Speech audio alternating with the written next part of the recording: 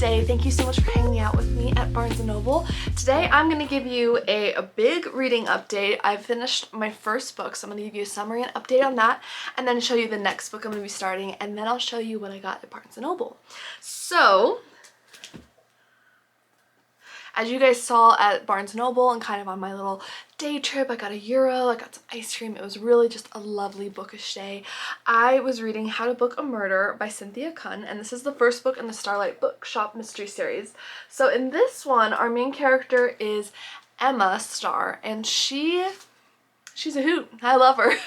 So basically she's trying to save her family's bookstore. The bookstore's run by her sister Lucy, and her aunt kind of is like a investor in it, helps them out financially, and sometimes works there. But the bookshop is really struggling financially, and so Emma comes in and she's like, you know what? I'm good at event planning. Let me do some literary themed events. So two tropes I love, bookish and event planning. I think that's so much fun. Plus, there's an orange cat. And the cat's name is Anne Shirley, like from Anne of Green Gables. Basically, pandemonium strikes when an old mean girl from her past, like from high school, Tabitha, comes and she ends up doing like a murder mystery dinner party for her at her home, and someone ends up dying, and that's kind of our catalyst. There's also a really kooky author later on who also wants her to do this Edgar Allan Poe inspired event, which I loved reading about. The mystery was good. I did call who did it, but I had a really fun time reading this. I'm gonna say like 4 stars for me. It was a good, fast-paced, brisk read. I'm really looking forward to seeing where this series continues on and how they evolve the bookshop and the event planning. I think there's so many fun themes they could do with this. So this was definitely a hit, one I would recommend, and yeah, good start to this vlog.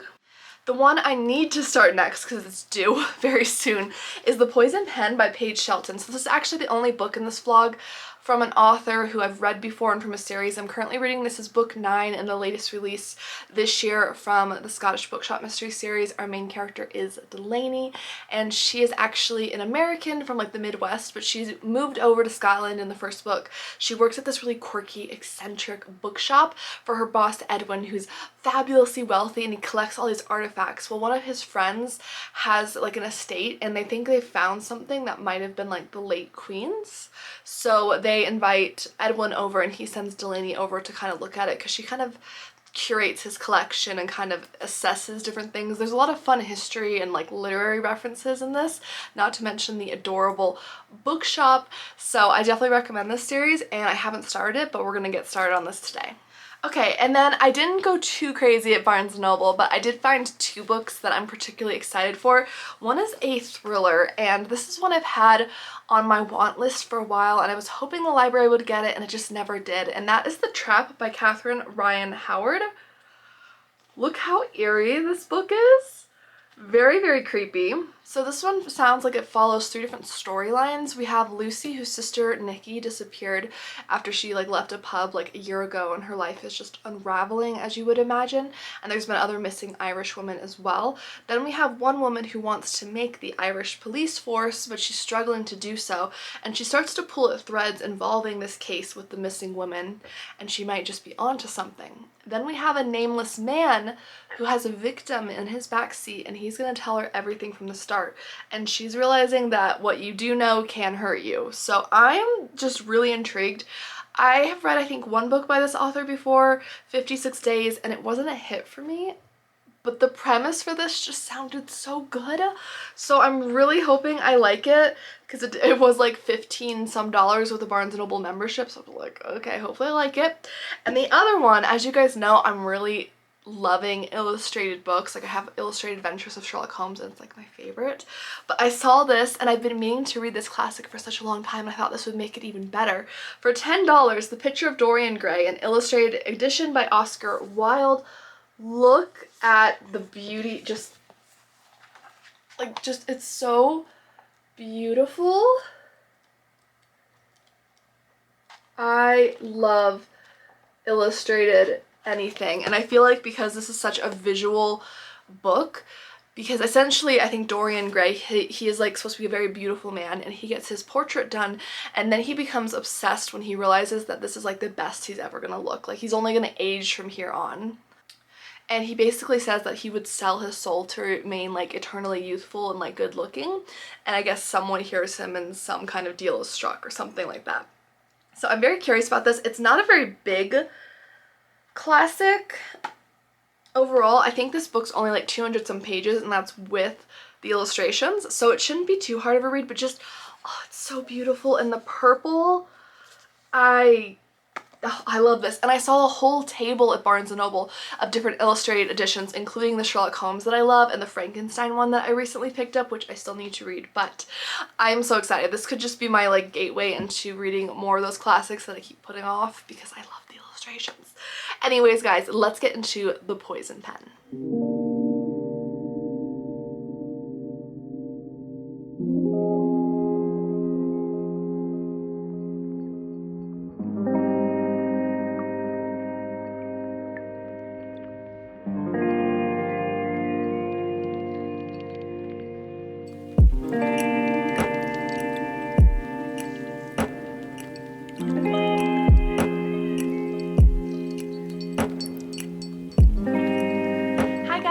so it's the next day. I'm here with an update on The Poison Pen. So far it's going really well. I'm up to chapter 17, like 130 some pages in, close to the halfway point. It's going really well. It's very fast-paced as I expected. I'm really enjoying the mystery. I like Edwin, the boss, being more involved in this one. And I'm finding his friend Jolie, who has the artifact, to be a very kooky, interesting character. I'm really looking forward to diving more into her past and maybe her possible relation to the royal family or something like that. So I'm finding this to be a very curious, fun read. I also forgot how much I love Hector. Hector is one of the employees, Rosie's pet, dog, a small dog. I think like a terrier, I want to say. And he is just such a sweetheart. I forgot how much I adored him. So I'm really having a good time with this, and I'm getting very hungry. It's just the end of a work day right now, and I am starving. So I'm gonna take you along because I want to try this new recipe out tonight. I also gotta bake some bread, so I thought I'd bring you guys along and we could do a little baking and cooking together. So let's go.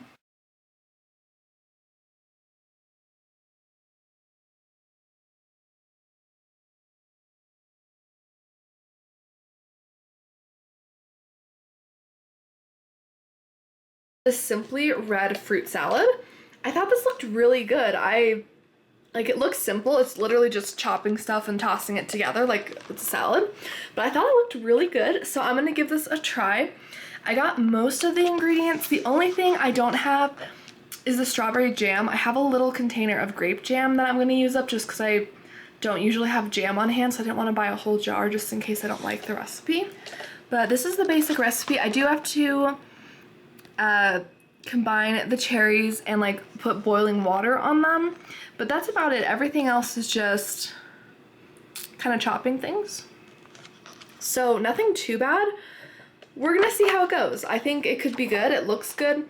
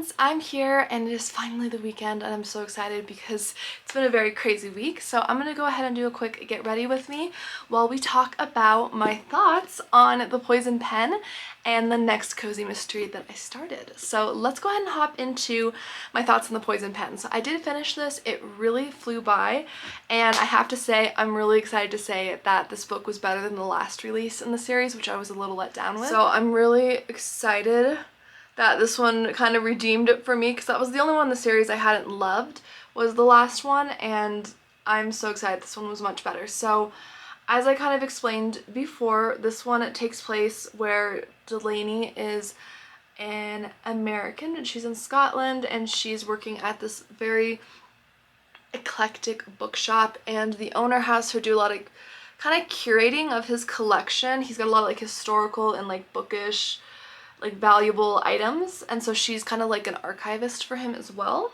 And that adds a really fun element to the series if you are someone like me who enjoys history at all. There's also this fun element to the character where she kind of hears these bookish voices. It's not supernatural in any way, but she will randomly hear quotes from books or things she's read, and sometimes they give her a little bit of insight because it'll remind her of something that she learned, which I like. This is a much brighter shadow than I was thinking it was, but that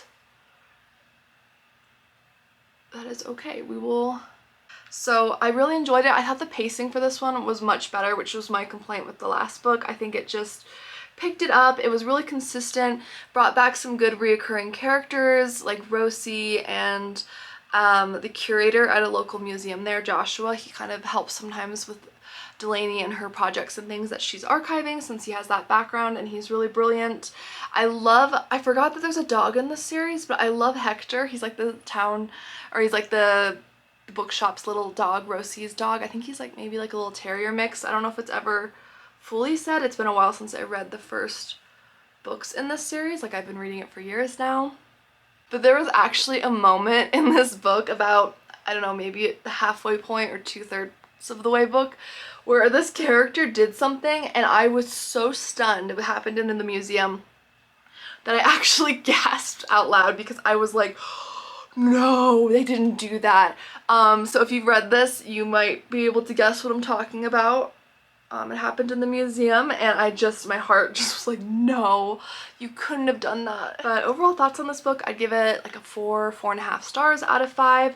It was a solid read. It was fun. It was cozy. There was a lot of good moments with Delaney and her sleuthing. I feel like she's a very active sleuth. She barely spent any time at the bookstore actually in this one. She was so busy going over to Jolie's estate and the museum and other locations to try to hunt down clues. But I really like her. I think she's very active as a sleuth. Things don't just fall into her lap. Okay, so camera died. Let's go ahead and wrap this up. Poison Pen, overall, I would give this a 4 to 4.5 star rating. I really enjoyed it. I think it's a strong addition to the series. I look forward to this. It's one of my favorite bookish cozy mysteries. So definitely check it out if it sounds like something that would be up your alley. Other book that I started, and I'm about halfway through it right now, is going so incredibly well, and that is Murder by the Seashore by Samurai Yu. This is the first book in the California Bookshop mystery series, and it's just really lovely, super charming, very lighthearted, whimsical fun. It's perfect for this time of year. So what I like about it is the setting especially. It takes place in this town called Oceanside in Southern California, which I think is a real place, and it's going really well. Basically the main character has recently opened up, I think it's Pages and Palm Trees, which is a bookshop right by the beach, and she specializes in beach reads, so a lot of romance, a lot of mysteries, a lot of thrillers, like things you would, you know, kind of pick up more for like entertainment value while on vacation. And what's great about it is that the mystery kicks off like right away. Like within 20 pages you already have like the mystery. The body has been found. Our main character Scarlett finds the body near her shop, and she ends up being one of the suspects in the case and gets involved in trying to solve it and also to kind of save her business, because her business is in a very rocky financial position. Like a lot of businesses that just start out, she doesn't have a lot of cash flow, and the problem is that she also had a boyfriend who was supposed to be her business partner, but he left her, and he also left her without his financial backing in the process and his support and help like running the business. So she's just been really struggling. Her employee is really nice. I think her name is Ellery, and she's actually married to the lead detective, so that kind of puts her in an awkward position. But overall, I'm just really enjoying this. I think it's a fun cozy, charming read. The mystery seems pretty good. I honestly don't have much of an idea of who has done it at this point. I don't have like a strong suspect. I don't want to give away too much, so I'll kind of leave it at that, but there's been some interesting details that have come out about the victim after her death, so it's really interesting to see where those are leading to. I also love Scarlett's roommate. I think her name is, it's like Lucia, and she is a lawyer, or she like works at a law firm, and she's like getting her license or something like that, and she's kind of kickstarting her career, and so she's been able to give Scarlett some advice as like a lawyer, which is a nice, I think, character to have within a mystery setting like this. But I just love her. She's got a really bold personality. She's obsessed with films. Like, she could tell you every film trivia out there. So at this moment I'm predicting maybe like a 4-star read. It's going really well. I'm really entertained. I'm gonna try this lipstick by Milani. It's called Main Character, and it's the Stay Put liquid lipstick, and it's in this beautiful color. I love a good pop of color on the lips. I think I like that color. I think that's fun, especially for spring and summer. Okay, so that is our final look, and I will go ahead and keep reading this Murder by the Seashore book. I'm hoping to finish it tonight, but I am going out tonight to hang out with some family, but I'm hoping to finish it maybe before bed and give you guys an update in the morning, and then I don't know what book I want to pick up next. These are the last 3 picks for this vlog. I don't know if I'm going to get to all of them in this vlog, but I'm really wanting to pick up this one because it's been on my physical TBR for a while, and it's only like 200 some pages. But then all of you were saying how good the Lighthouse mystery series is, so I really want to pick up that. And then a lot of you also said for my book haul that this one's really good, so I don't know if I'm going to get to all of them, but I'm going to try to get to at least one more book after this. And we'll see which one it ends up being. I'm a mood reader, so we'll see how that goes. But this is our final look. Thank you guys so much for hanging out with me while I did my makeup today, and I hope you guys enjoyed the little like fruit salad recipe I did last night. I will say I didn't have all the perfect ingredients. Like, I had green grapes instead of red grapes, and I guess I thought I had blood oranges, but they were just regular like oranges. So it wasn't exactly lining up with the picture, but it did taste very good. Both my husband and I really enjoyed it with our mac and cheese. It was a really refreshing, sweet, delicious fruit salad. Gave you a lot of different, you know, variety of fruits and stuff. I'm really trying to try out new fruit and veggie recipes to try to get more of those into my diet, just because, you know, they make you feel good. But yeah, so I really am enjoying that cookbook that I checked out from the library, and I hope to try out some more recipes from it. There's one with blue potatoes that I want to try soon, so we'll see if I get to that, hopefully. And thanks guys, I'll see you guys very soon.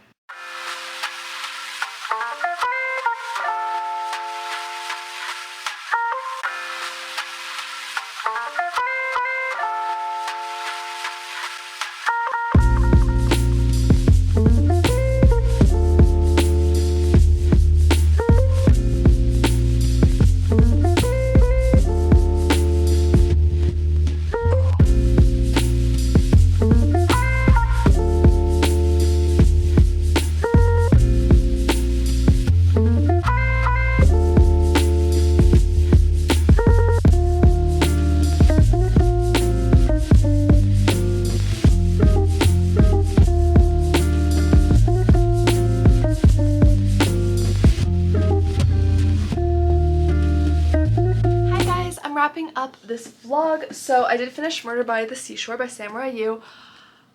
I loved this. I loved the ending for this. I loved the writing style, the setting.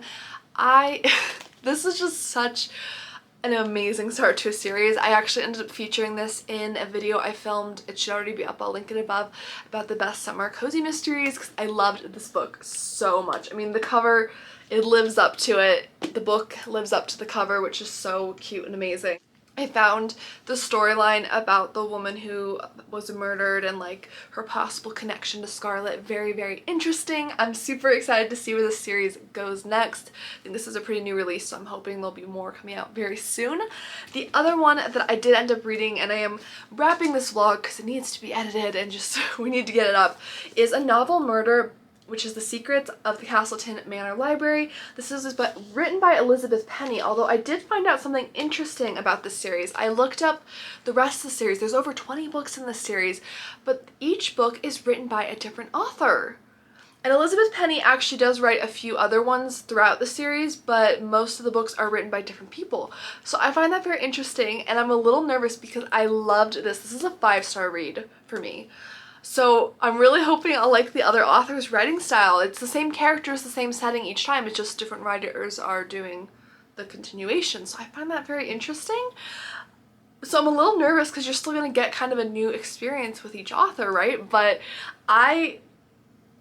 this series is so wholesome and charming and amazing. And the mystery for this was so well plotted. It was really interesting and engaging.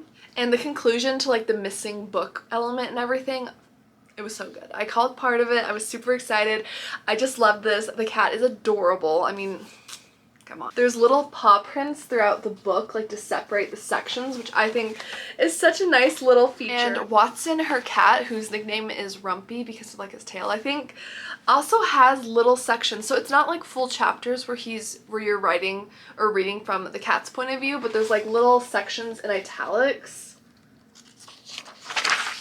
that will be from his point of view, and that somehow lead to like maybe finding a clue or something like that. And I just love that. That was such a fun little element, just a little bit of fun from the cat's perspective, and Watson was very clever, cute cat. So I'm really excited. This was a great bookish cozy.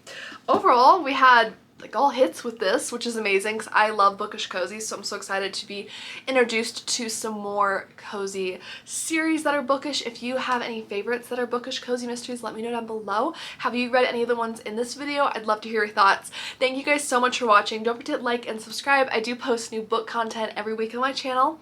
And if you like anything in the mystery genre, whether that's cozy to thriller, I talk about that here. So I hope you hit subscribe, and I'll see you guys in my next video. Bye.